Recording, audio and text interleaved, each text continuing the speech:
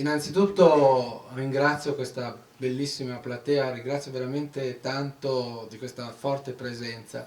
Devo dire che mi fa anche un immenso piacere essere qui, proprio in questo istituto dove tanti anni fa feci una lezione, un progetto a dei ragazzi sul rapporto che c'è tra il mondo degli animali, conoscere il mondo degli animali e tutto ciò che riguarda il corteggiamento, perché molto spesso nelle scuole si fa un'educazione sessuale, a mio avviso sbagliata, perché è solamente un'educazione genitale. Invece il mondo degli animali è un mondo che ci insegna com'è il corteggiamento, cos'è l'amore. È prima di tutto corteggiamento. E allora far conoscere ai ragazzi come gli animali si presentano, come si forma una coppia, quali sono il modo anche di costruire l'unione, di avvicinarsi, di incontrarsi, per me è stata una cosa importante. Ho visto i ragazzi estremamente interessati e potete ben capire che insomma fare un progetto che in qualche modo è un progetto di educazione sessuale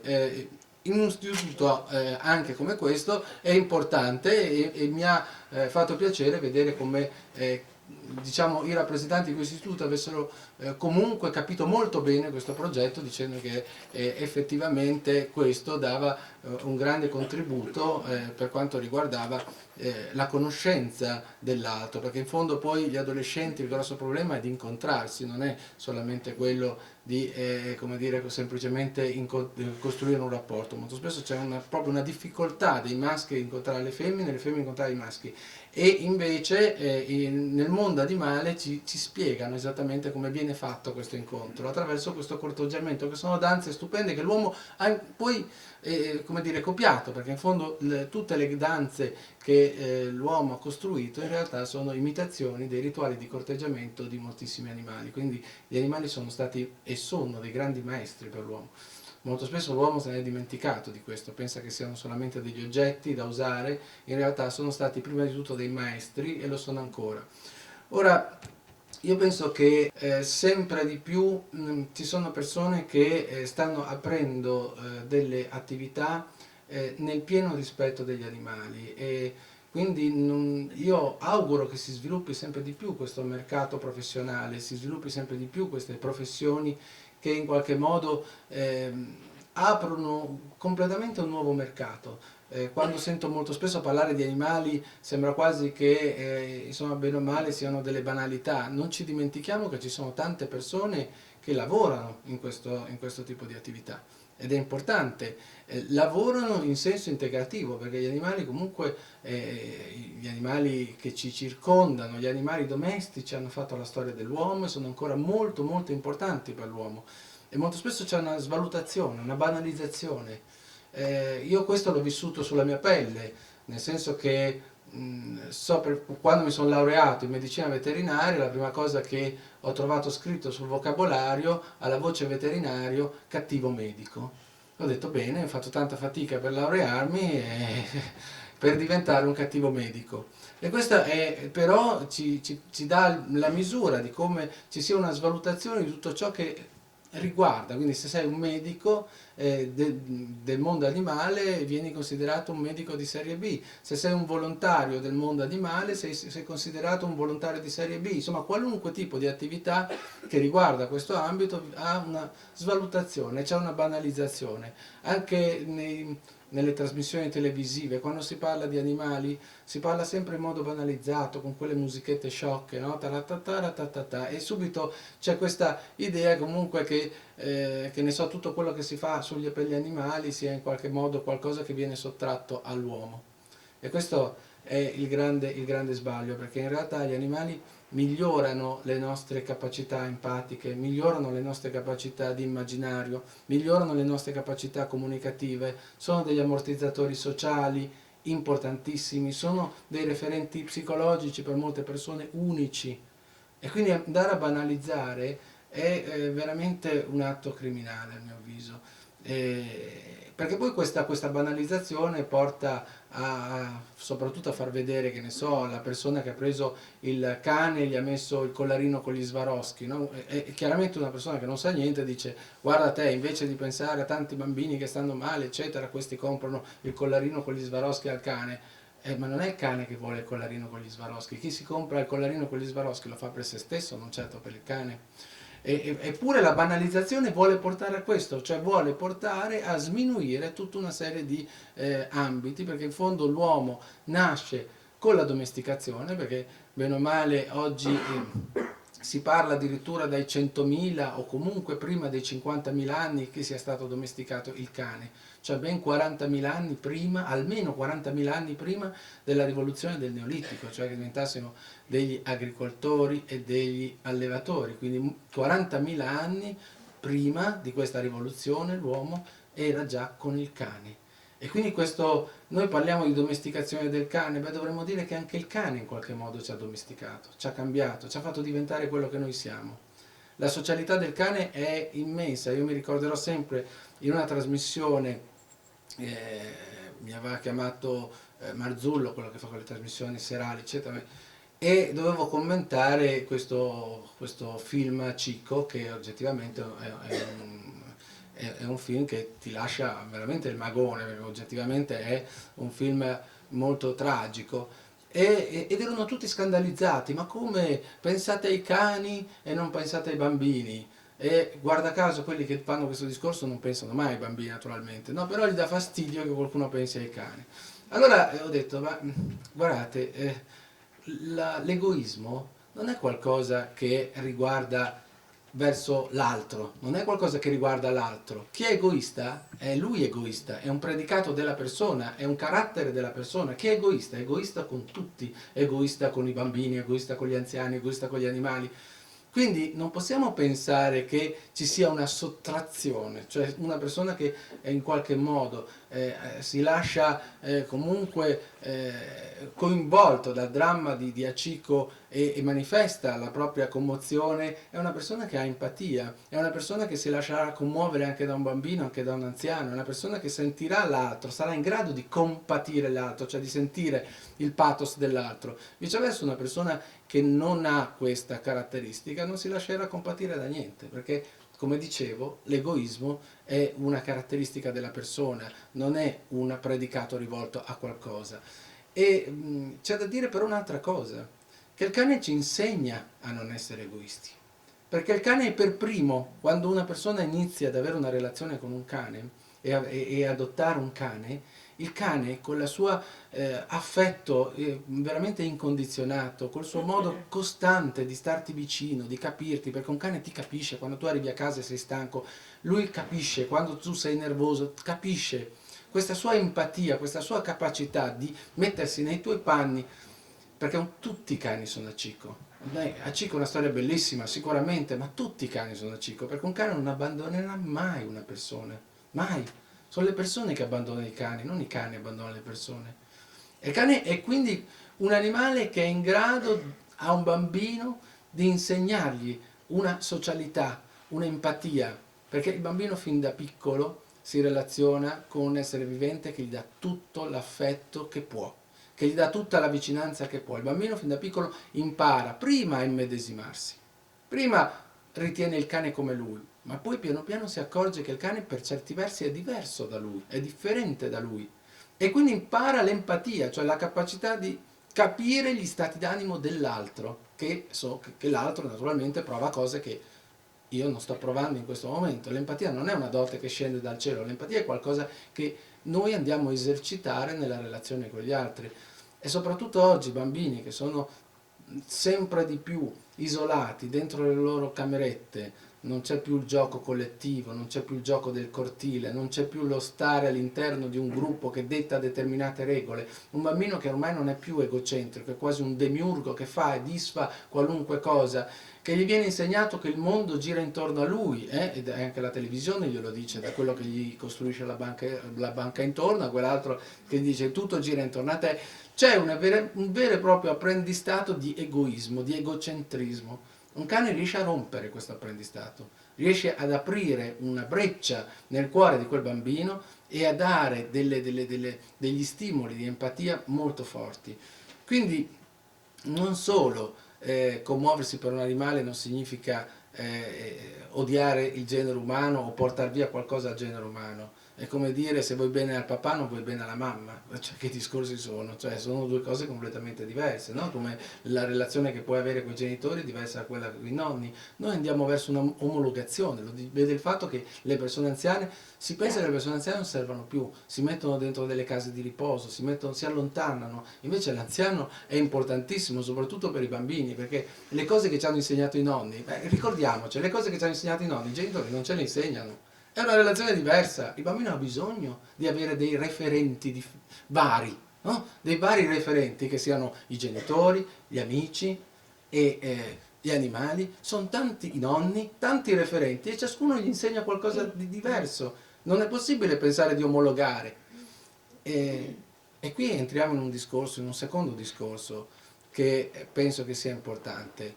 Vedete, noi siamo passati da una cultura rurale che in qualche modo molto spesso nel Novecento è diventata principalmente zootecnica, con l'idea che l'animale, cioè mettere insieme zoo e tecne, zoo il mondo animale, tecne la tecnologia, beh non è un connubio che proprio tanto regge. Cartesio pensava così, pensava che gli animali fossero delle macchine, addirittura diceva se li aprite e urlano non vi preoccupate perché sono cigolii di una macchina. Okay? Naturalmente la stragrande maggioranza dei filosofi del tempo non lo prendevano sul serio rispetto a questo, ma certamente nel Novecento, il Novecento si apre col futurismo, con l'inno alla macchina, insomma bene o male le macchine diventano i nostri modelli, sono quelli che ci circondano e quindi è chiaro che iniziamo a pensare a un'idea di un animale macchina che quindi serva semplicemente come produttore di prestazione, come trasformazione in prodotto. Bene, certamente nel mondo rurale non c'era questo. Nel mondo rurale non c'era questo. Il mondo rurale la mucca non era un numero, non aveva un numero, aveva un nome. E quindi diciamo che in fondo, soprattutto la seconda metà del Novecento, ha buttato via tutto ciò che era tradizione rurale, considerandola obsoleta, considerandola anacronistica, considerandola qualcosa da rigettare. Si è buttato via il bambino con l'acqua sporca, come si suol dire, no? Perché il mondo rurale aveva delle tradizioni che erano importantissime, conoscenza delle piante, degli animali. Diciamo, non è che c'erano degli etologi, cioè degli scienziati, però c'era una conoscenza empirica nel mondo rurale. Cioè, un bambino cresceva in mezzo agli animali, insomma sapeva benissimo che alla vacca non ci si va di fianco perché sennò ti prendi il calcio, che al cavallo non gli fai gratini nel sedere perché ti prendi un calcio e il cane non lo vai a svegliare mentre sta dormendo. Cioè delle piccole cose, conoscenza empirica, che però davano un po' la misura dell'alterità dell'animale, cioè del fatto che l'animale comunque era portatore di una sua diversità. E con il passaggio della cultura urbana, gli animali sono stati o relegati in allevamenti intensivi e quindi non resi visibili perché nessuno vede più i maiali, sono chiusi dentro a dei lager intensivi che nessuno vede più, oppure gli animali invece, quelli definiti da affezione, cioè il cane, il gatto eccetera, sono stati abbondantemente antropomorfizzati. Cioè gli è stato negato completamente quelle che sono le loro caratteristiche, perché chiaramente non è che se io antropomorfizzo un cane, cioè gli attribuisco delle caratteristiche umane, gli sto facendo un piacere. Io lo dico sempre, è come se mi adottassero delle aquile e mi buttassero giù da un dirupo, tanto noi ci divertiamo tanto così, sì, vabbè, io però non sono umano e non mi diverto. Vedete, ho fatto una trasmissione con Frizzi, tanto tempo fa, si chiamava Mi fido di te, come il negozio, Mi fido di te, però la trasmissione faceva veramente schifo, mi dispiace di dirti, il negozio, lì c'erano naturalmente questi VIP, la Carmen Russo, la Barale, questo e quest'altro, che mostravano la loro relazione col cane, non vi dico, da piangere, cioè una dava da mangiare col cucchiaino, cioè teneva il cane alla tavola e gli davano da mangiare col cucchiaino. Il cane si vedeva che era, avete visto, sapete come mangiano i cani, non è che sbocconcellano di qua e di là, cioè un cane quando mangia tipo aspirapolvere. E il cane era lì che si vedeva la sofferenza, cioè si vedeva che era una tortura di Sisifo per quel cane, no? Cioè, non ti sporcare! Cioè, e lei gli voglio bene, dico sì, il cane sta rischiando un'ulcera gastrica, però lei gli vuole bene. Insomma, alla fine, siccome chiaramente non appoggiavo questi comportamenti, mi hanno reso afono più o meno per tutta la trasmissione. Si vedeva un pazzo sul divano che si agitava, ma non si capiva perché, fosse una specie di indiavolato. Un'altra si trascinava dietro questi cani come se fossero dei peluche, degli oggetti, no? Come c'aveva tutti questi vestiti con i pomponi, i campanellini, e tra questi c'era il chihuahua che si trascinava dietro. E l'altro cantava a squarciagola col microfono, col cane. Il cane aveva le orecchie stampate di dietro, la coda completamente, non vi dico dove, e ad un certo momento lui è contento. E dico, ma guarda il cane se è contento.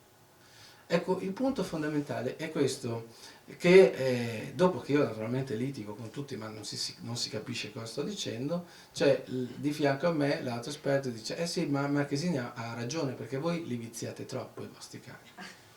Cioè, lì si vede proprio la mia faccia, no? Cioè, se uno mi prende a calci nel sedere, mica mi sta viziando. Cioè, antropomorfizzare un cane non significa viziarlo, significa maltrattarlo. Un cane deve essere trattato da cane, un gatto da gatto, che non significa trattarlo come un inferiore, significa riconoscere le sue caratteristiche etologiche. Perché vedete, se ad un certo momento io incontro un Rottweiler e lo abbraccio e lui mi morde, non è che il Rottweiler è una razza potenzialmente pericolosa, sono io che sono realmente un deficiente.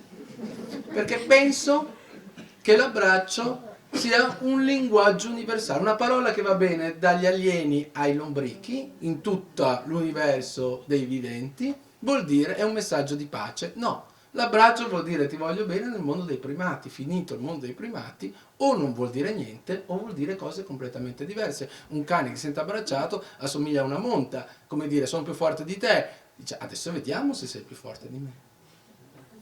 Cioè, fateci caso, quando andate in giro col cane, quando qualcuno va in giro col cane, tutte le persone che incontrano gli mettono la mano sulla testa. Cioè il cane arriva a casa con, diciamo, l'autoefficacia di Fantozzi, cioè l'autostima è quella lì, no? Come dire, ma per quale motivo? Sono proprio, tutti mi sottomettono, tutti. E noi pensiamo, cioè, costantemente mettiamo in atto dei comportamenti inadeguati e non minimamente li mettiamo in dubbio. Del resto, quando vado nelle scuole e chiedo ai bambini, ma quali sono gli animali che preferite? Mi dicevano i Pokémon, adesso mi dicono i gurmiti. Allora, se gli animali sono diventati Pokémon e gurmiti, capite bene che cioè abbiamo passato Disney, siamo andati Disney ancora almeno la forma dell'animale c'era, poi è chiaro che erano come i peluche della Trudy dove dentro c'era la stessa roba e quindi è chiaro che tutti, Paperino, Topolino, Clarabella, erano animali sotto la spoglia animale, cioè erano come le maschere sostanzialmente, no? come Arlecchino, Pulcinella e quant'altro, e in realtà avevano un carattere umano, c'era l'antropomorfizzazione molto forte, gli animali che venivano in qualche modo privati, e vengono ancora privati, di quelle che sono le loro esigenze, che sono esigenze importanti, perché guardate, un cane ha bisogno, per esempio, di fare un monitoraggio olfattivo. Noi entriamo in una sala, guardiamo e già l'occhiata ci dà la possibilità di capire dove siamo. Un cane no, deve annusare, ma per annusare ha bisogno di più tempo. Le persone, voi le vedete al guinzaglio col cane, il cane si ferma a annusare, loro un minuto e lo portano via, un minuto e lo portano via. Dico, guarda, così diventerai un accelerato. Avete presente quei treni che si fermano a ogni stazione? Perché? Perché è come se a un affamato gli fai vedere la pizza e gliela porti via. Fai vedere la pizza, dice così, diminuisce la sua fame? No, aumenta. Cioè tu stai lavorando sul languore, cioè stai aumentando il desiderio di fermarsi. Fermati un po' di meno, ma fagli fare una ricerca olfattiva adeguata. In questo modo completi quello che... Ma noi non siamo in grado di capire, cioè le persone, cioè noi umani abbiamo, bene o male, ci siamo alimentati con frutta, e questi tutti i racconti, da quello biblico a quello, ai racconti della tradizione greco-latina, tutti, anche altre tradizioni, cioè ci parlano di un uomo che si alimentava di frutta, perché in effetti la stragrande maggioranza della nostra storia filogenetica è stata una storia di frugivori. È per questo che vediamo bene, distinguiamo bene il giallo dal verde, perché il verde significa acerbo, giallo significa maturo. Non è che Cioè i colori che noi vediamo sono i colori che ci servono, per questo se una persona si vuol far notare si veste di rosso, perché il rosso per noi è un colore estremamente acceso che ci richiama molto l'attenzione. Ma chi mangia frutta è normale che ogni tanto mangi frutta un po' frollata, cioè un po' diciamo matura, molto matura. E chiaramente la maturazione della frutta cosa porta? Porta alla mm, formazione di alcol, no? Quindi è chiaro che noi siamo tolleranti all'alcol, cioè quindi non è un odore che ci dà proprio fastidio l'odore alcolico. Se voi mettete l'odore dell'alcol a un cane, vedete che volta la testa, cioè per lui è un odore schifoso, ok? Proprio una cosa. Ora le persone lavano il cane e quando l'hanno finito di lavare gli mettono sopra il profumo, che è oli essenziali, quindi odore di fiori di frutta. E avete mai visto un cane che quando va fuori si ferma ad annusare le violette o le rose appena? No. Eh? Cioè, quali sono i suoi gusti? I latini dicevano de gustibus non est disputandum. In effetti cioè, non si può disquisire sui gusti, ce ne sono vari, anche all'interno del mondo umano, ma poi se andiamo oltre l'umano è chiaro che per il cane l'urina, la popò, un topo morto, topo morto, è chiaro che lui è quello. Ora perché? È normale, perché come a noi ci piace la frutta matura, frollata, a lui piace la carne frollata. Quindi un odore di carogna è l'equivalente di un odore alcolico, è la stessa identica cosa, cioè è cibo frollato, ben frollato, quindi ben digeribile. Ottimo, eh? Quindi apportatori di zuccheri per quanto riguarda il nostro, apportatori di naturalmente proteine facilmente digeribili per quanto riguarda il cane. Quindi quando noi mettiamo il profumo addosso al cane è come se noi ci facessimo un bel bagno e poi ci cospargessimo di merda. Cioè praticamente questo. E papale è questo. Cosa fa il cane? Cioè tu lo lavi, gli metti il profumo, lui dice senti te, che odore tremendo. E quando lo porti fuori è chiaro che lui il primo topo morto e la prima merda, cioè si mette il profumo, ma non è che sta facendo un dispetto, sta cercando disperatamente di togliersi quell'odore immondo che gli hai messo addosso. Ecco, noi interpretiamo questo come un dispetto, perché è difficile mettersi nel mondo, nella proiezione percettiva di un'altra specie, così come è difficile comunicare. Quando un cane ci dà la zampa noi lo interpretiamo come darsi la mano, in realtà darsi la mano è un segnale sociale, dare la zampa è un segnale giovanile, e quindi è come quando noi ci mettiamo il dito in bocca, quando ci indigniamo, cioè sono segnali di richiesta di cura parentale, non è un segnale sociale. E così sono tantissime, cioè la comunicazione di un cane non è intuitiva. Molte persone mi dicono, ma io ho sempre avuto cani. Dico sì, anch'io tutti i giorni mi sveglio, vedo il sole che sorge, ma non mi sarebbe mai venuto in mente di costruire l'universo copernicano. Cioè non è che sono un astrofisico solo perché tutte le mattine mi sveglio e vedo il sole. Perché esiste la scienza? Vi siete mai chiesti? La scienza esiste perché le cose non stanno proprio come le percepiamo. Perché se fossero esattamente come le percepiamo non avremmo bisogno della scienza. La scienza è controintuizione, vale a dire andare proprio all'opposto, cioè l'universo copernicano è controintuitivo, esattamente come l'idea darwiniana è controintuitiva, come la teoria dell'ossigeno di Lavoisier è controintuitiva, e potrei dirvene tante. Farei una lezione di storia del pensiero scientifico perché la scienza è tutta controintuizione. Quindi dobbiamo iniziare a capire che tu puoi vivere anche tutta una vita insieme al tuo cane e non capire niente del tuo cane.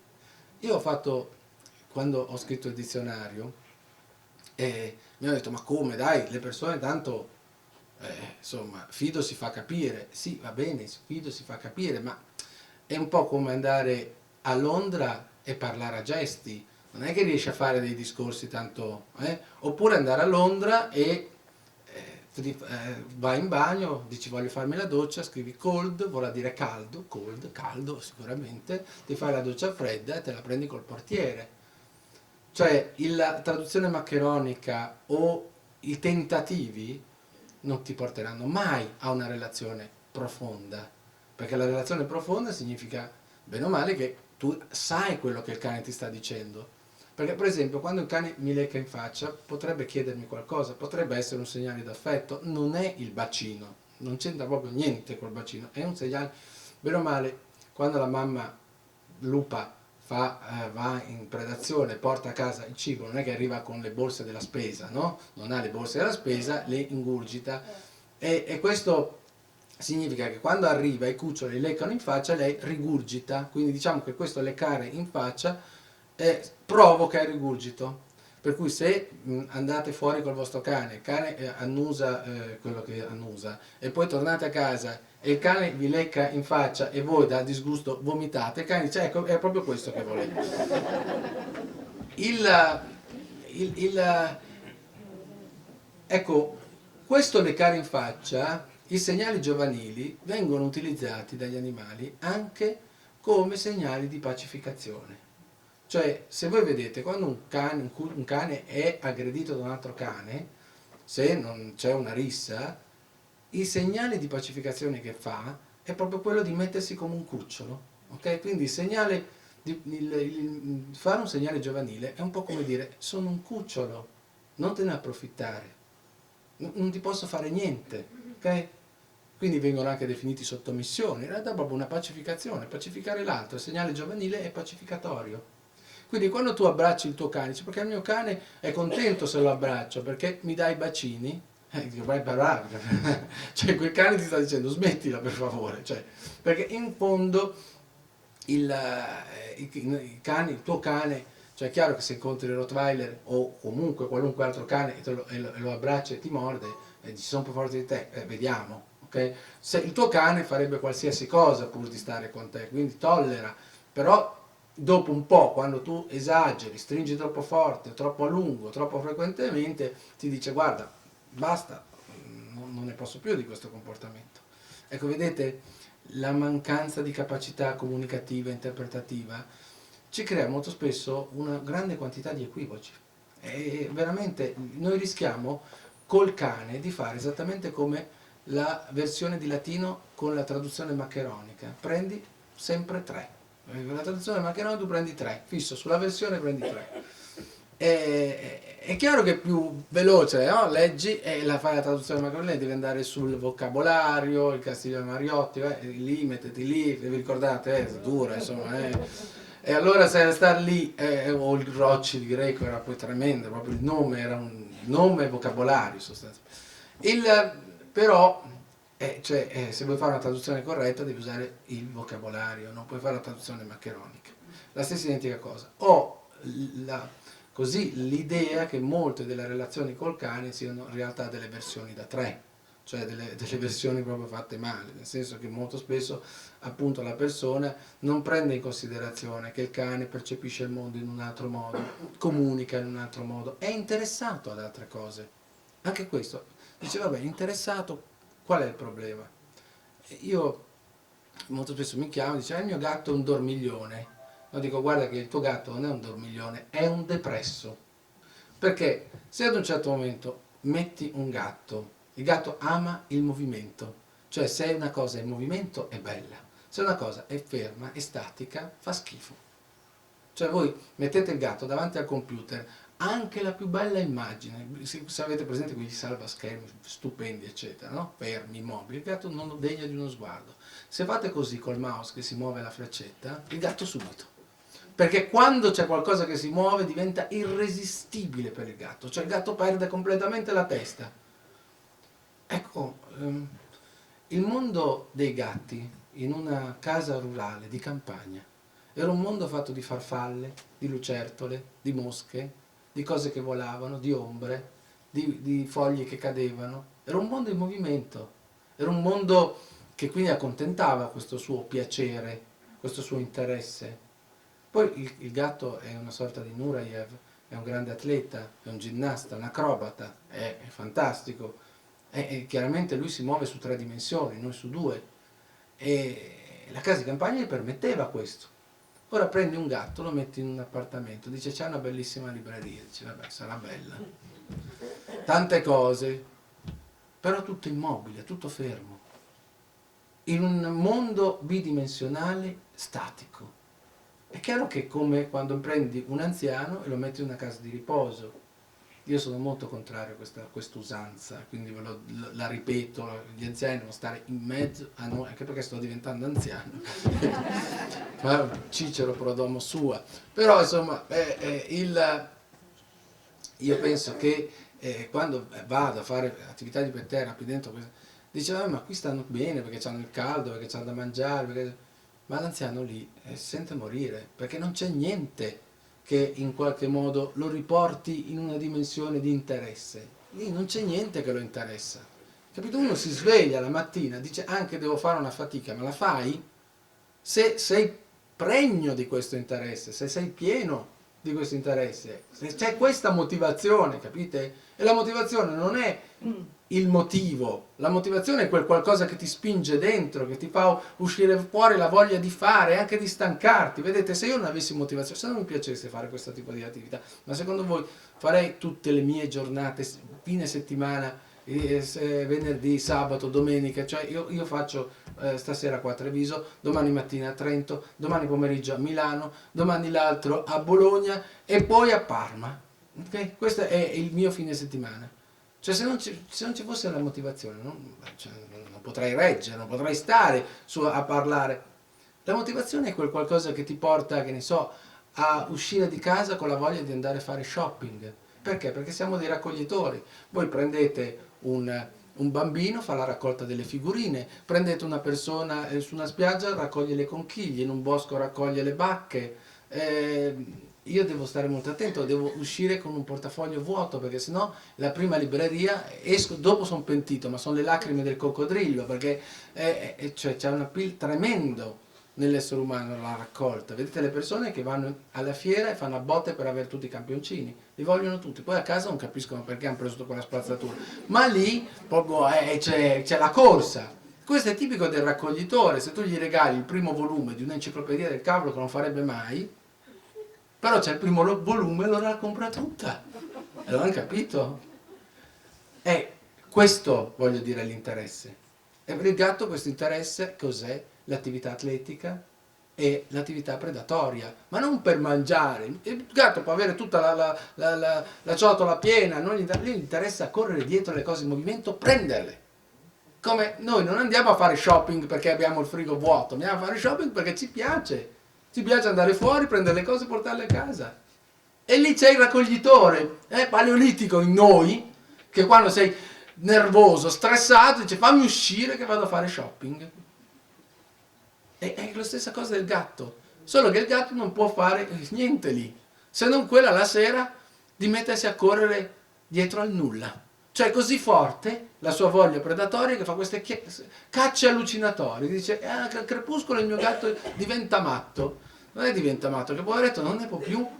E quando arriva proprio la sera, che è il momento clou, perché noi di sera siamo stanchi, morti, cioè ci sono cose che non collimano proprio completamente, no? Cioè alla mattina quando tu ti alzi, io mi alzo la mattina col cortisolo che non so dov'è, proprio praticamente, cioè mi alzo in quasi come, quando vedo il mio cane che inizia a fare la festa, che loro fanno il saluto al sole, cioè avete presente i cani alla mattina? Cioè per loro è un rito.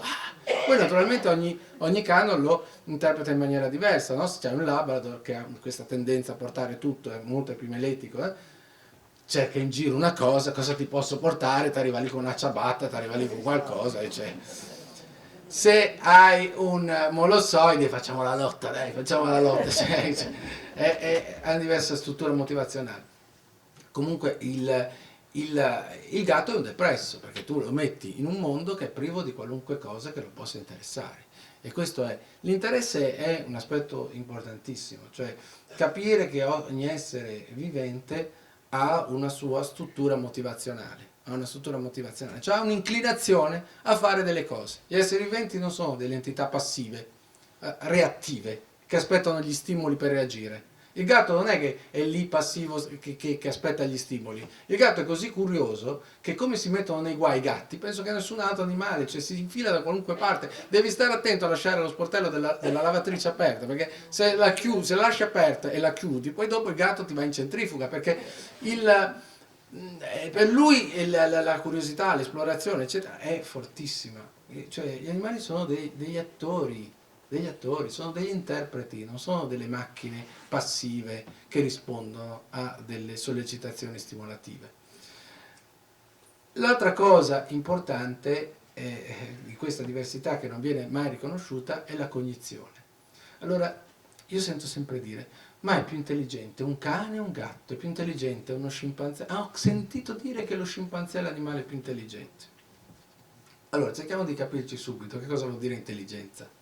L'intelligenza è una funzione, esattamente come la percezione, no? Percepire il mondo, cioè i sensi, percepire il mondo è una funzione.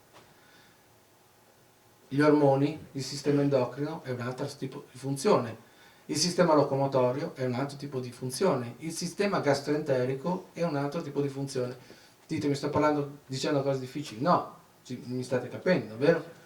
Potrei mai dire il maiale più gastroenterico del cavallo. Cosa vuol dire il maiale più gastroenterico del cavallo? O il bovino è più gastroenterico dell'uomo, o l'uomo è più gastroenterico del gatto. Potremmo dire che ne so, il gatto è più endocrino del cane? O che il cavallo è più percettivo del bovino? Ogni animale ha le prestazioni che gli servono. E le prestazioni sono semplicemente diverse. Ecco il concetto di diversità. La diversità non è minorità, la diversità è diversità, punto. Ogni animale è diverso. E questo è il punto. Vedete, molti hanno in qualche modo equivocato Darwin. Darwin, non potrei parlarvi veramente, andremo a domani a parlare di Darwin, ma una cosa non è stata capita, che Darwin ha smontato il concetto di scala nature di Aristotele. Cioè il concetto che ci sia qualcuno più in alto, più in basso, più in basso, più in basso. Cioè Darwin ha detto ci sono specializzazioni e le specializzazioni sono incommensurabili. È come se tu vedi l'elettricista e dici a lei la versione evoluta dell'idraulico? Se c'è l'idraulico ti manda a quel paese. Le specializzazioni non sono approssimazioni. Non possiamo parlare di disabilità nelle specializzazioni, parliamo di diverse abilità. Cioè l'idraulico fa certe cose, l'elettricista ne fa altre. Mi state seguendo? O inizia a essere tardi? Allora, potrei dire, è più intelligente Einstein o Dostoevsky?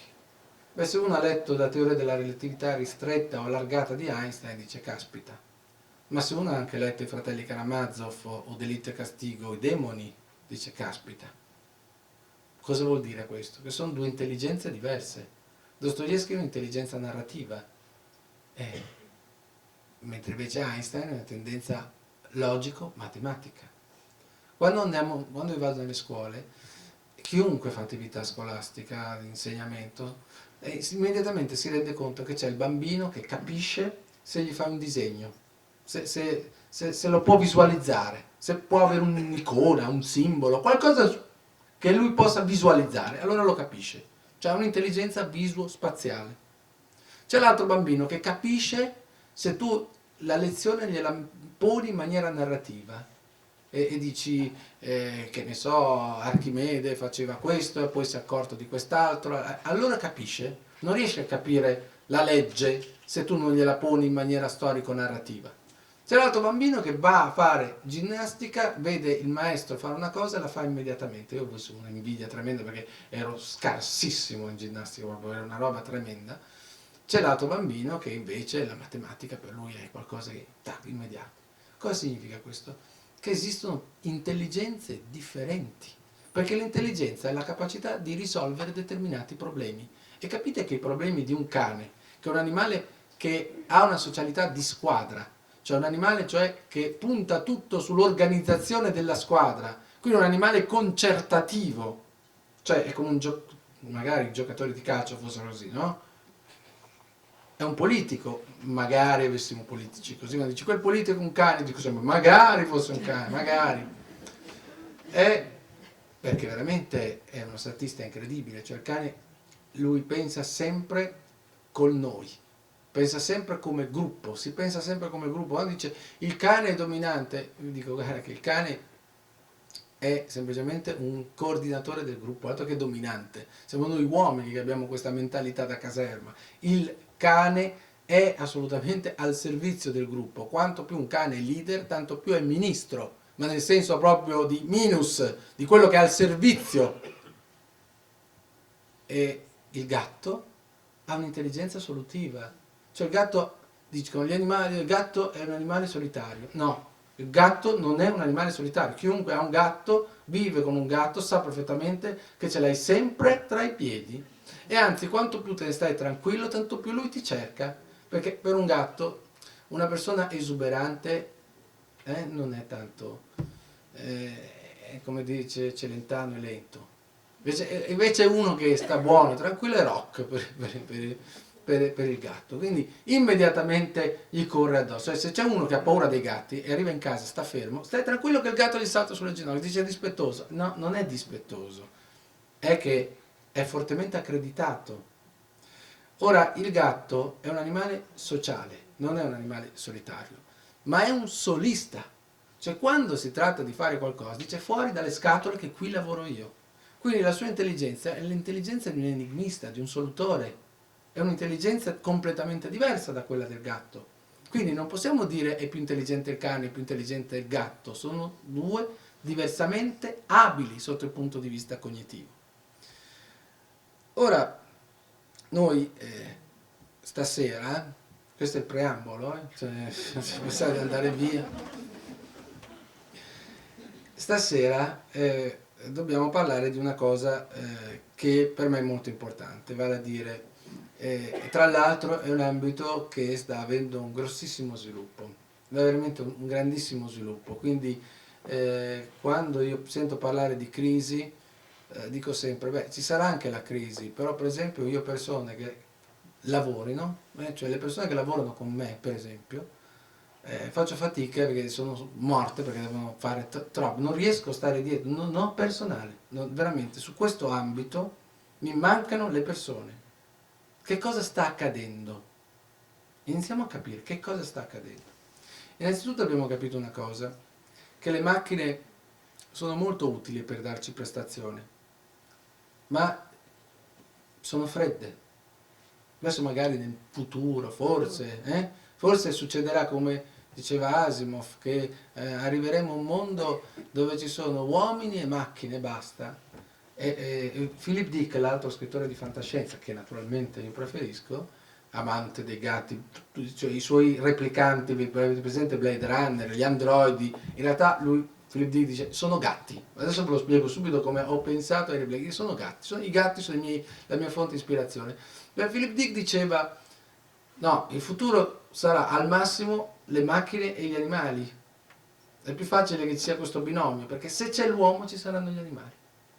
L'uomo non può stare, perché gli animali sono la sua fonte di ispirazione. Sono la sua fonte di ispirazione. Bene, comunque ci siamo resi conto che le macchine sono estremamente funzionali, ma sono fredde. E noi abbiamo bisogno invece di qualcos'altro. Abbiamo bisogno di un altro essere vivente che ci prenda per mano e ci faccia conoscere il mondo secondo una diversa prospettiva. Abbiamo bisogno di qualcuno che in qualche modo ci porti fuori dal troppo umano, come diceva Nietzsche, perché la solipsia, cioè rimanere soli all'interno della dimensione di specie, non è assolutamente qualcosa di piacevole. E allora mi viene in mente quello che diceva Francesco. San Francesco diceva, non può l'uomo da solo costruire un'ode che sia degna di Dio, perché sennò si metterebbe sullo stesso piano di Dio. E questo secondo me mi ha sempre colpito questa frase, perché in qualche modo andava a recuperare e va a recuperare qualcosa di molto importante, vale a dire poi quello che anche il grande Bateson, Gregory Bateson diceva, noi siamo solo una piccola parte del tutto e una parte del tutto non può comprendere il tutto se non attraverso gli altri. Capite? È lo stesso discorso che faceva Francesco, lo stesso identico discorso. E allora noi abbiamo imparato e stiamo sempre di più imparando che abbiamo bisogno della relazione con gli animali, ma non abbiamo bisogno di una relazione con un animale trasformato in un feticcio, con la relazione di un animale da compagnia, questa preposizione da, cosa vuol dire? Abbiamo bisogno di un animale compagno, non di un animale da compagnia.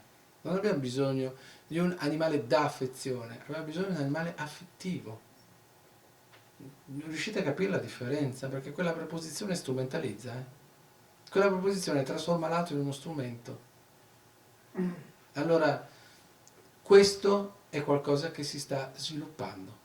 Ora, la grande ubriacatura degli anni 70-80, degli animali trasformati in quasi umani, o degli animali trasformati in bambini, sta cadendo. Sì, magari ancora è un gigante d'argilla, è un fondale, dietro ha perso consistenza, ha perso portanza. Oggi le persone vogliono costruire una relazione col cane cercando di proprio interpretarlo come cane. Hanno interesse di questo. Quando io ho scritto il vocabolario, non ho mai pensato di avere quelle vendite, anche perché se l'avessi pensato magari avrei chiesto diritti d'autore. Cioè, tra parentesi, sono arrivato terzo nelle classifiche nazionali, ma è successo su un libro sul cane, e guarda caso, proprio quando ho i diritti, vabbè,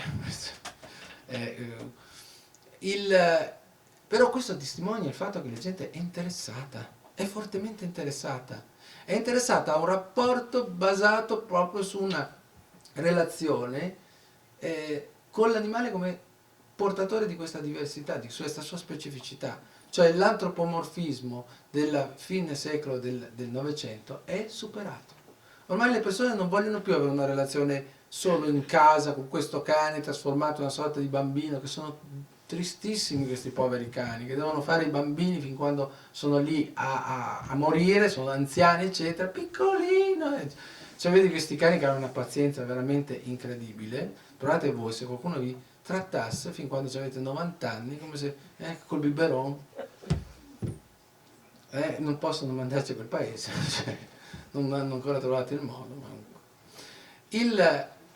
Fortunatamente questo atteggiamento sta andando oltre, cioè vedi le persone che vogliono vivere la loro relazione a 360 gradi, cioè vogliono per esempio poter fare attività sportiva con il loro cane, vogliono poter fare attività sociale, ci sono sempre di più persone che vogliono fare attività nelle scuole, attività di pet therapy, cioè attività di protezione civile, attività di ricerca, di salvataggio in acqua.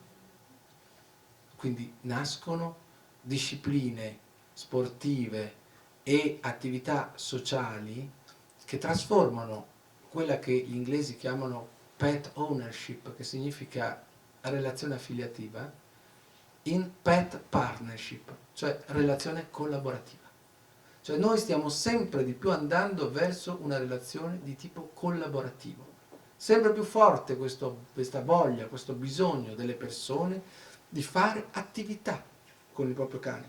Ma capite bene che in un ambito di pet ownership tu puoi benissimo continuare a trattare il cane come se fosse un bambino, ma se vuoi fare attività di pet therapy, se vuoi fare protezione civile, se vuoi fare dell'attività, se puoi costruire una concertazione col tuo cane, bisogna che impari a conoscerlo meglio, devi saper comunicare col tuo corpo, devi diventare una sorta di ballerino, perché se tu non sai comunicare col corpo, per il tuo cane sarai un analfabeta, perché lì la comunicazione è tutta lì. Infatti quando facciamo i corsi per educatori cinofili, la cosa che dico spesso, dovete diventare dei ballerini. Dici, ma come dei ballerini? Se non ti fare un corso di educatore cinofilo? L'educatore cinofilo a suo modo è un ballerino. C'è uno che usa il corpo per parlare, perché questo è. Ed è molto attento al linguaggio corporeo, quindi a tutto ciò che riguarda postura, gesto, prossemica. Sono queste, diciamo, le grandi coordinate di comunicazione. Ora, le persone vogliono poter portare il cane in vacanza, ma per poter portare il cane in vacanza è chiaro che ci devono essere dei requisiti. Cioè, non è che puoi portare il cane in albergo e poi il cane, tutte le persone che passano davanti alla porta abbaia. Non è che puoi portare il cane al ristorante e il cane va a mendicare cibo nella tavola degli altri, perché è chiaro, tu sei ancora al menù, l'altro quando stavano portando il cibo, il tuo cane dice, vabbè, dove? Vado là. No? Cioè è chiaro che ad un certo momento l'orientamento è quello lì. Se ad un certo momento hai un cane, dici voglio il cane vada in spiaggia, beh, porti il cane in spiaggia e magari mi seppellisci vivo l'altro perché il cane inizia a tirare su tutta la sabbia, eccetera. Allora dice le sabbiature, vabbè, insomma c'è anche a meno. E capite che ad un certo momento oggi stiamo andando verso una dimensione della relazione col cane che è sempre più una dimensione pubblica, non più una relazione domestica. Le persone anche che vanno fuori, tu li vedi che quelli coi cani si incontrano al parco e parlano tra di loro, cioè c'è questa voglia di trasformare la relazione in qualcosa di pubblico, non in qualcosa di privato. E questa rivoluzione zoantropologica, cioè basata non più sulla prestazione, non zootecnica, ma zoantropologica, cioè basata appunto sulla relazione, sulla dimensione sociale, sulla dimensione antropologica, questa chiede dei servizi, perché questo è. Perché parlo di un grande sviluppo? Perché sto parlando appunto di servizi che vengono sempre più richiesti. Perché? Perché io sono d'accordo sulla cittadinanza, sulla piena cittadinanza dei cani. Sono d'accordo sul fatto che il cane sia un cittadino, anche perché, bene o male, non è che è un animale che ha un altro ecosistema. Lo scimpanzé è cittadino nella foresta tropicale, ok? E ogni animale ha il suo ecosistema. E qual è l'ecosistema del cane? Questo. Non è che posso dire al cane adesso tu tornate al tuo paese, il suo paese è questo qua, ci siete, cioè, il cane è cittadino qua e questa è una cosa importante da capire, quindi la cittadinanza è di fatto. Ora però, finché ci saranno persone che non raccolgono le dedizioni del loro cane, che non educano il loro cane, che non si preoccupano di costruire la cittadinanza, perché la cittadinanza non è qualcosa che è un diritto naturale, la cittadinanza è qualcosa che ti costruisci. Non è che dice solo per il fatto che sei cane allora sei cittadino, perché se a un certo momento io tengo come un allevatore, questa è una cosa tremenda, questo allevatore che teneva dei cani in condizioni terribili, gli davano da mangiare delle carogne di animali che loro dovevano litigare tra di loro, questi cani, queste carogne, dilaniare il corpo di queste carogne per poter mangiare. Se un cane moriva lo lasciava lì dentro a far sbranare dagli altri cani. Beh, se questo cane poi me lo porto, che cittadino è?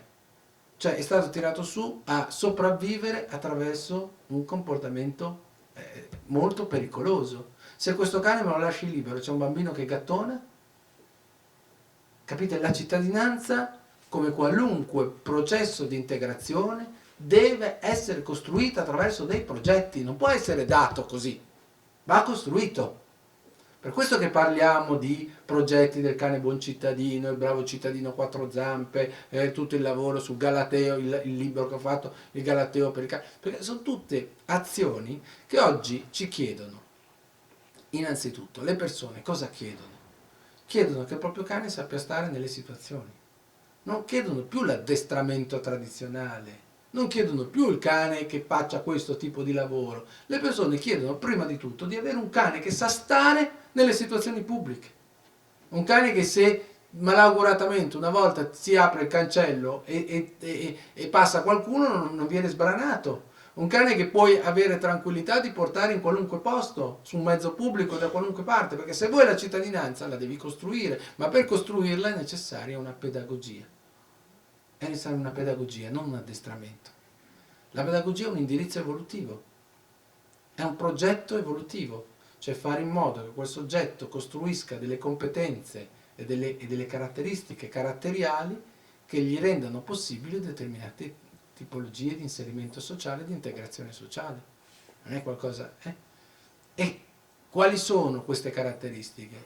Perché molti pensano se un cane di quella razza è pericoloso e un cane di quell'altra razza è pericoloso. Vi posso dire che io da tantissimo tempo ho avuto Rottweiler e non sono mai stati pericolosi.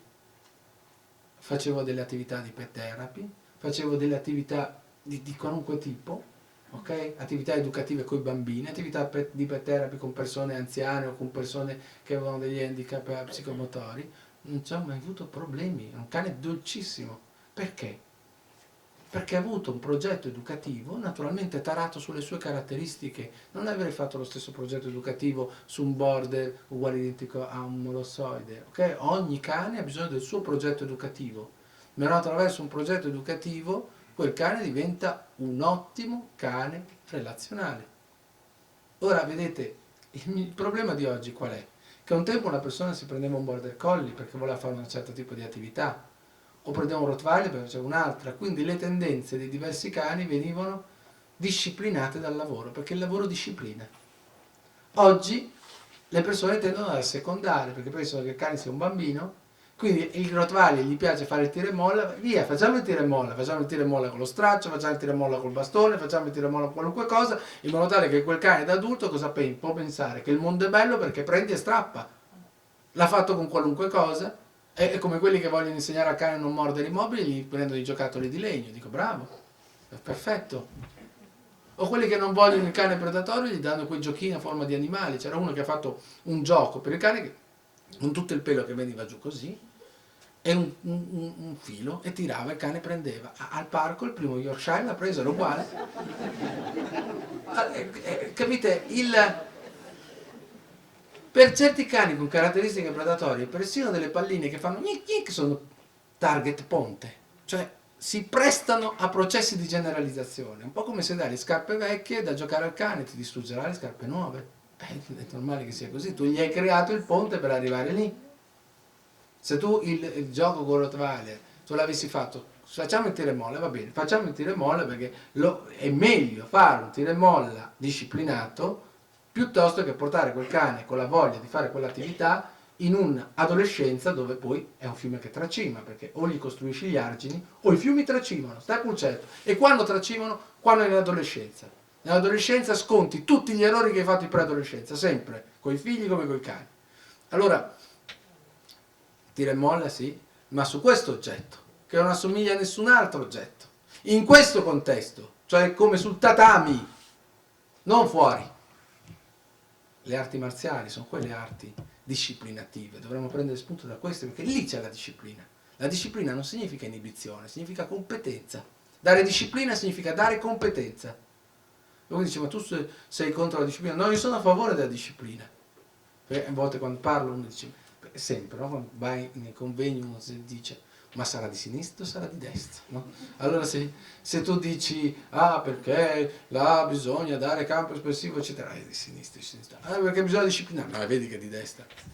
Allora, facciamo un discorso serio, parliamo di animali, come diceva Totò, siamo seri, siamo morti.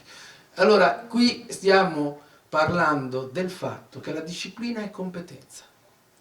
La disciplina e competenza è un po' come ad un certo momento dare delle coordinate. Dare delle coordinate non si può dare così, fai quello che ti pare. A un soggetto in età evolutiva, un po' come a tuo figlio dice, ti chiede qualche cosa, ti chiede di essere indirizzato, tu gli dici, ma fa quello che vuoi. È un po' come se io per venire qua, che non mi perdevo, sapevo dove era Porta Santi 40, ma non riuscivo più a trovarla. Chiedo a qualcuno, dico, scusa, dov'è Porta Santi 40? Pensate se lui mi avesse risposto, ma vado un po' dove vuole, dico, ah grazie. È quello che facciamo con i figli. I figli hanno bisogno di no, hanno bisogno di dargli delle indicazioni, dei vincoli, non puoi dare campo espressivo generalizzando questo campo espressivo. Allora la disciplina è questo, non è un'inibizione, è una competenza. Ti piace fare il tira e molla? Lo facciamo, però lo facciamo su questo oggetto, solo su questo oggetto, lo facciamo su questo contesto, solo su questo contesto, e lo facciamo con queste regole.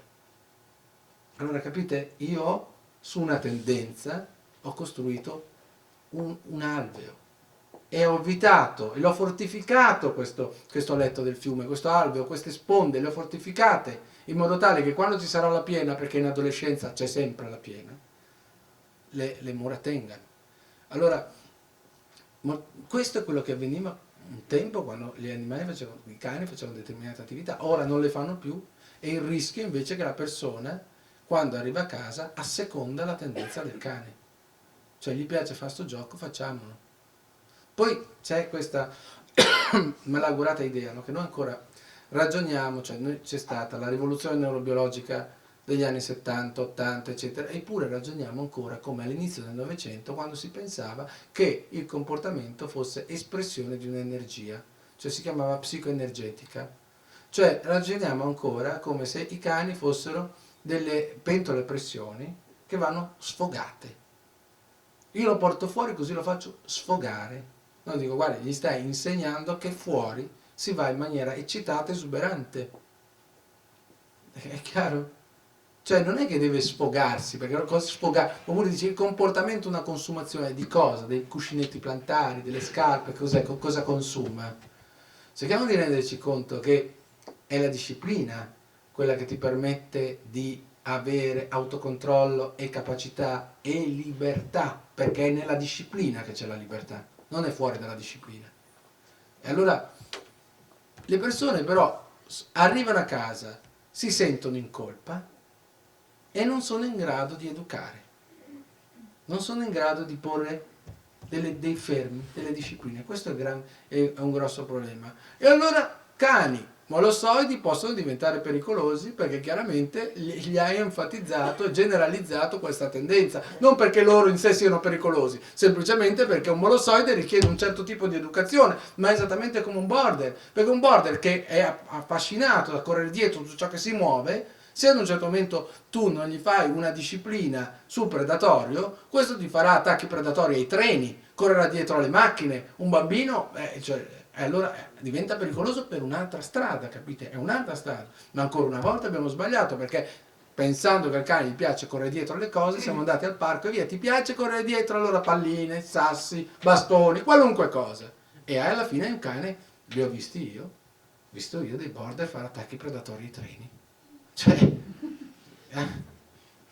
scambiare un treno per una preda, cioè, tutto a dire. Però è questo il punto.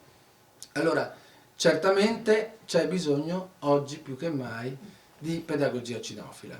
Cioè c'è bisogno di costruire, di avere, diciamo, dei percorsi. Un tempo, vedete, c'è ancora la prevenzione sanitaria, che è importante, non bisogna mai abbassare la guardia. E vedete, io non faccio un discorso di categoria assolutamente, però dobbiamo riconoscere ai veterinari, che sono veramente una professione molto spesso bastonata ingiustamente, dobbiamo riconoscere alla veterinaria di avere comunque abbattuto le malattie zoonosiche, di aver dato un controllo, perché se oggi possiamo vivere con i cani, dobbiamo a questo, dobbiamo al fatto che sono state messe sotto controllo delle patologie che erano estremamente problematiche e pericolose, che fino a 50 anni fa creavano delle distanze, che oggi delle barriere sanitarie, bene o male. Non potevi permetterti certe cose perché c'era la barriera sanitaria.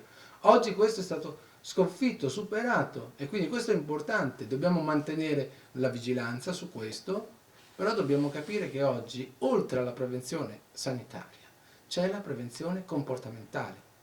Perché sempre di più ci sono persone che prendono cani o animali, perché viviamo in spazi sempre più ristretti, perché pretendiamo di poter vivere la nostra relazione, giustamente pretendiamo di poter vivere la nostra relazione all'esterno, ma se vogliamo tutto questo, dobbiamo necessariamente fare un percorso di prevenzione comportamentale. Cioè dobbiamo fare in modo che la persona che prende un cucciolo si faccia le vaccinazioni, faccia tutti i progetti, tutte le cose tutta la prevenzione sanitaria che ci debbano essere, tutti i presidi medico-sanitari che ci devono essere, ma faccia anche prevenzione comportamentale. Sappia che attività come le puppy class, le classi di socializzazione, i progetti pedagogici personalizzati sul proprio cane sono un investimento importante, perché la tua relazione col cane può essere l'esperienza più bella della tua vita, come può essere una tragedia se strutturata male, se organizzata male.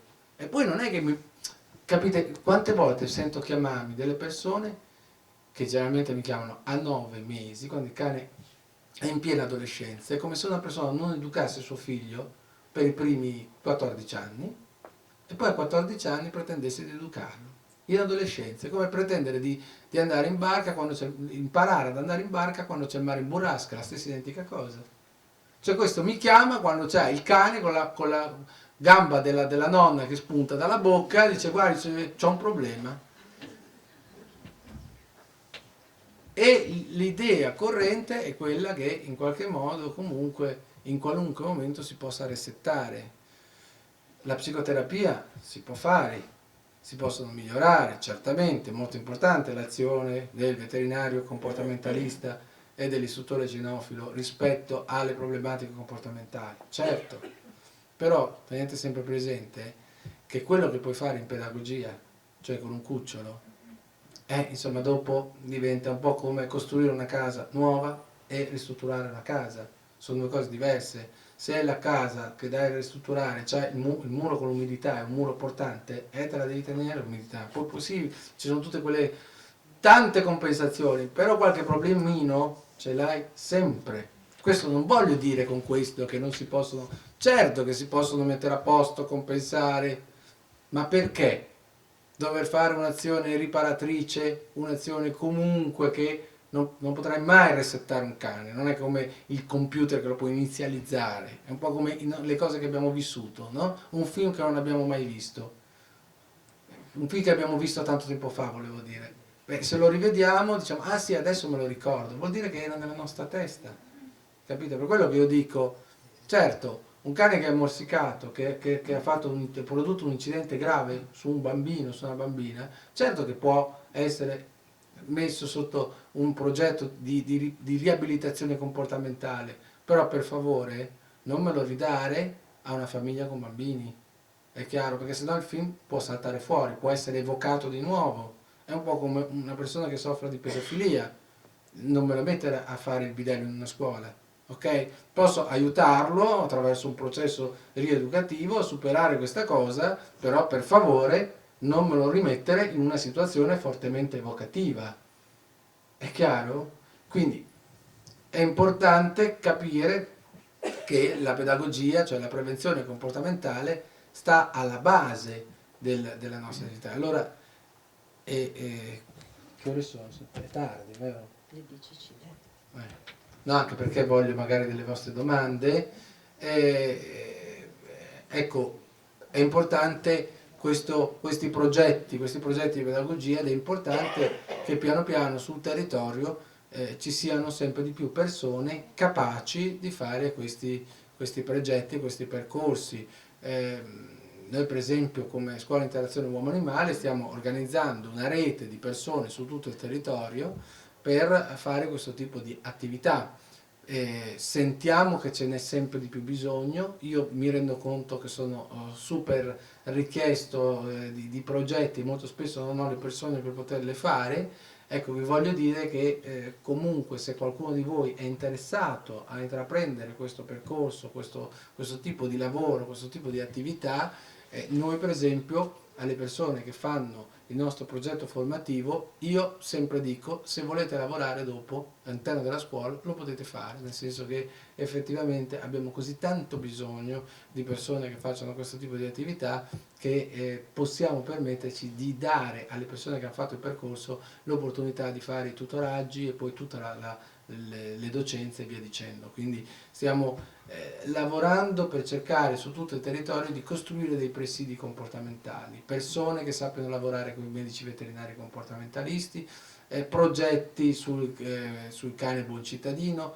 progetti sul patentino, progetti sociali, ecco tutte queste cose per andare in una direzione dove veramente si possa costruire una società dove il cane trova integrazione, dove il cane può trovare un pieno inserimento e dove possiamo quindi dire effettivamente che questa ritrovare diciamo quello che è qualcosa che abbiamo un po' perduto, che è stata questa alleanza col cane, che è stata un'alleanza millenaria.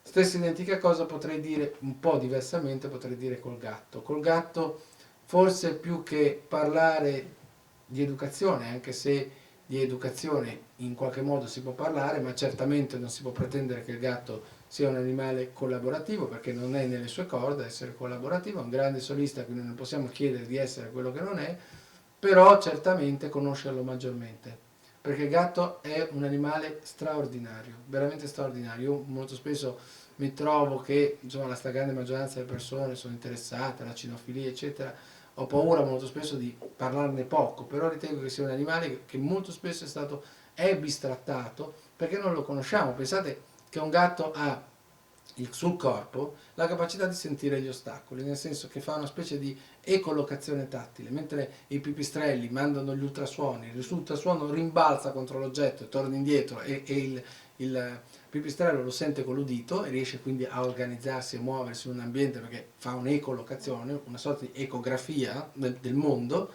Il gatto lo fa con questi peli che ha sul corpo che si chiamano vibrisse, che non sono solo i baffi, sono su tutto il corpo, le vibrisse. Quando l'aria va a sbattere contro l'ostacolo, quindi al buio completo, l'aria sbatte contro l'ostacolo e torna indietro, per cui il gatto sente che lì c'è un ostacolo e là no, quindi fa una sorta di ecotattile, no? Quindi provate a immaginare cosa vuol dire, cioè il mantello di un gatto è un organo sensoriale, cioè come i nostri occhi, non è una pelliccia o un peluche. Sono persone che si mettono lì ad accarezzare il gatto così, per ore, che lo caricano elettrostaticamente, che se gli metti una spina quel gatto ci illuminate una città, sbriciolate la carta per l'effetto di calamita, dice il gatto si è voltato e mi ha graffiato, è stato fin troppo paziente, dice, cioè quel gatto lì è terrorizzato, cioè, l'incapacità anche qua, il gatto ha una sensibilità olfattiva incredibile, cioè, addirittura il cloro a lui gli dà fastidio, quindi prova a immaginare con gli sbatti ammoniacali, clorati, no? Cioè sono cose che per un gatto sono tremende, ha una sensibilità ai rumori, il gatto sente quasi 3 volte il volume di quello che sentiamo noi. Provate a immaginare se la mia voce fosse 3 volte, moltiplicata per 3. Dice, il gatto è un fifone, se cade un piatto scappa via. Dice, eh sì, è come se ti scoppiasse una granata in cucina, cosa faresti tu? E ci sono persone che poi si divertono a far paura al gatto. Il gatto è molto spesso maltrattato perché le persone si divertono a fargli paura, ma il grosso problema è che la paura del gatto è ricorsiva. Cosa vuol dire con questo? Dice questa parola qua alle 10 siamo mezzo addormentati, ci sbatti ricorsiva e siamo morti. No, è semplice. Il gatto che si prende paura emette un feromone di allarme, il quale va a sbattere, va a attaccarsi ai muri. E il gatto, finché sente quell'odore, dice il pericolo non è passato. Quindi se avete un gatto che gli avete fatto gli scherzi, si è preso paura, oppure è entrato qualcuno, perché poi non è che i gatti amano tanto, cioè sono dei conservatori di brutto, i gatti, proprio conservatorismo, se solo sposti un mobile il gatto si offende, proprio è una roba che non gli può... Poi se arriva un estraneo, proprio lui dice, ma chi è sto qui? Non parliamo poi di quelli che pensano, gli faccio piacere, il gatto è sempre solo, gli porto un altro gatto. Non è male, ma è la fine, cioè proprio la cosa tremenda. Il gatto si va sotto un mobile, è capace di stare lì un mese. Se poi inizia a dargli da mangiare sotto il mobile, non esce più quel gatto. Quindi è un animale molto molto sensibile che non è conosciuto, l'etologia del gatto è poco conosciuta, è poco